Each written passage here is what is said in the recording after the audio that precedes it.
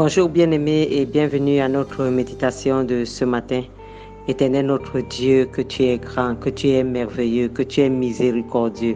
Tu es digne d'être loué, tu es digne d'être magnifié, tu es digne d'être élevé.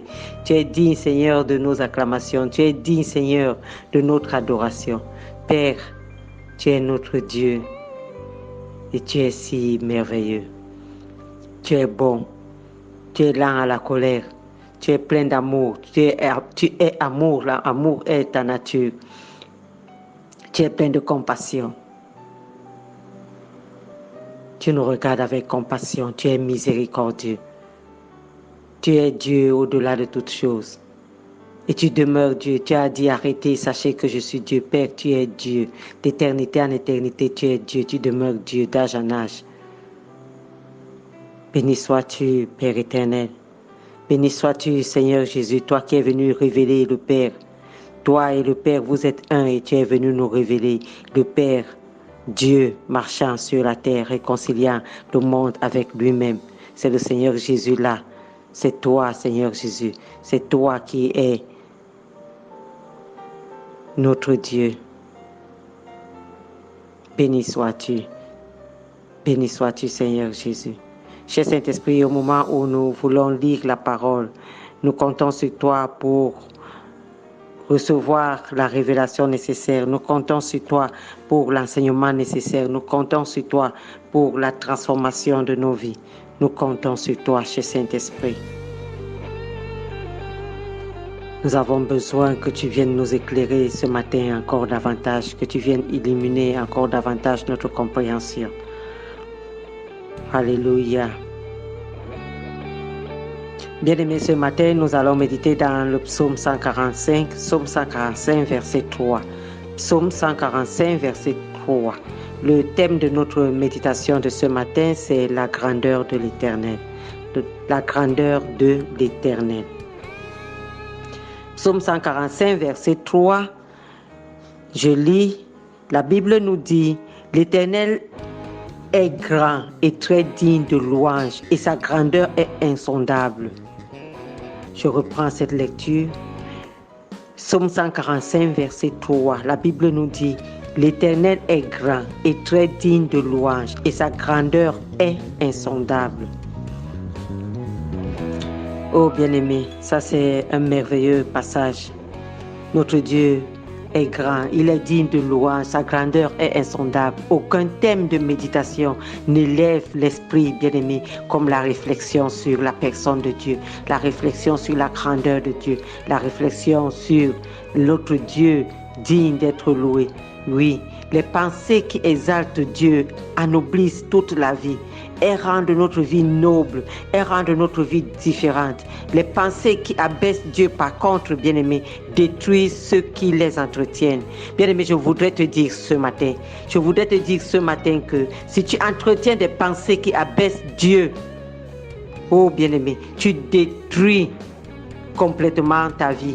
Parce que c'est Dieu qui t'élève dans la vie. C'est Dieu qui fait toutes choses bonnes pour toi. Mais si tes pensées limitent Dieu, alors ta vie sera limitée. Tout ce que tu feras sera limité. Parce que ton Dieu est un Dieu limité. Si tes pensées élèvent Dieu, alors tout ce que tu feras sera glorieux. Parce que tu sers un Dieu élevé, un Dieu glorieux, un Dieu digne d'être exalté. Dieu est très grand.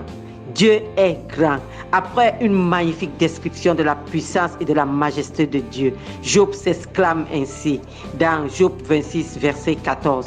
Voici ces choses sont les bords de ses voix et combien faible est le murmure que nous en avons entendu et le tonnerre de sa force.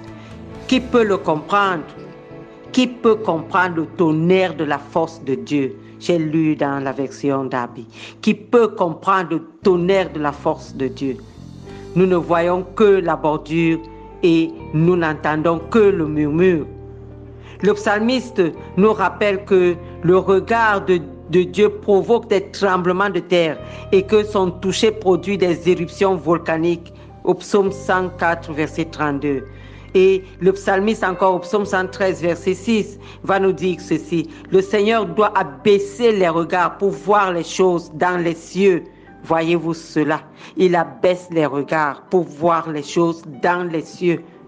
Bien-aimés, nous élevons quant à nous les regards pour voir les choses dans les yeux, dans les cieux, mais lui, il abaisse les regards pour cela. Et le psaume 147, verset 4, le psalmiste nous dit, il est si grand qu'il donne des noms à toutes les étoiles. Quand Ésaïe nous dit, dans Ésaïe 40, verset 12, quand Ésaïe nous dit que les pans de sa robe remplissent le temple, c'est Ésaïe 6, verset 1, pardon. Les pans de sa robe remplissent le temple. Cela nous donne une idée de toute l'étendue de sa gloire. Pardon.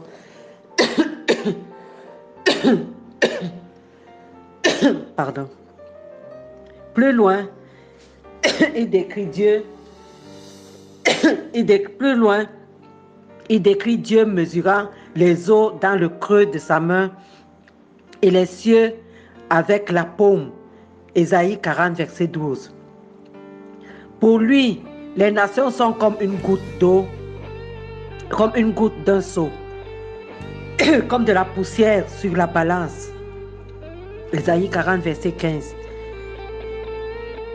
Toutes les forêts du Liban ne suffiraient pas pour le feu, ni ses animaux pour l'holocauste. Ésaïe 40, verset 16. Le prophète Nahum, quant à lui, déclare dans Nahum 1, verset 3. Il déclare, l'Éternel marche dans la tempête, dans le tourbillon, les nuées sont la poussière de ses pieds. Waouh!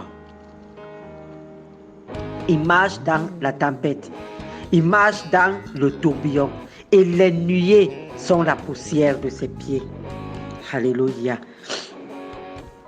Nous allons voir ce que Habakkuk pense de tout ceci. Au milieu d'une autre description éblouissante de la gloire de Dieu, Habakkuk affirme, et là se cachait sa force. Toutes ces citations démontrent que le langage humain est nettement insuffisant pour exprimer la grandeur de Dieu, bien-aimé. Notre langage ne saurait jamais décrire ni exprimer la grandeur de Dieu. Durant quelques jours, pendant plusieurs jours, nous pouvons nous asseoir pour essayer de contempler les attributs de Dieu, bien-aimé, et on n'en finirait pas. Mais au moins, cela va nous inciter à l'émerveillement, car notre Dieu est merveilleux. Cela va nous inciter à l'adoration en raison de ce qu'il est et de tout ce qu'il a fait pour nous. Cela va nous inciter à la confiance, car il est digne de notre pleine et entière confiance. Cela va nous inciter à la soumission, car servir un tel maître est l'un des plus grands privilèges de la vie. Et cela va nous inciter à l'imitation, car sa volonté est que nous devenions de plus en plus semblables à lui. Il a dit que nous ferons les choses qu'il a faites et nous en ferons de plus grandes. Oui, bien-aimés. Mais je sais qu'il y a aussi certains des attributs de Dieu que nous ferons mieux d'éviter d'inciter, comme sa colère. Oui, parce que la colère de l'Éternel est terrible. Heureusement, il est lent à la colère et il est miséricordieux, bien-aimé. Il est bon, il est compatissant. Alléluia. Et nous devons aussi savoir que même si nous sommes incités à imiter Dieu, il y a des attributs qui nous est tout simplement difficile d'imiter, comme sa nature infinie. Alléluia. Notre Dieu est un grand Dieu. Notre Dieu est digne de louange. Il est digne d'être adoré. Il est difficile à décrire par nos propres mots.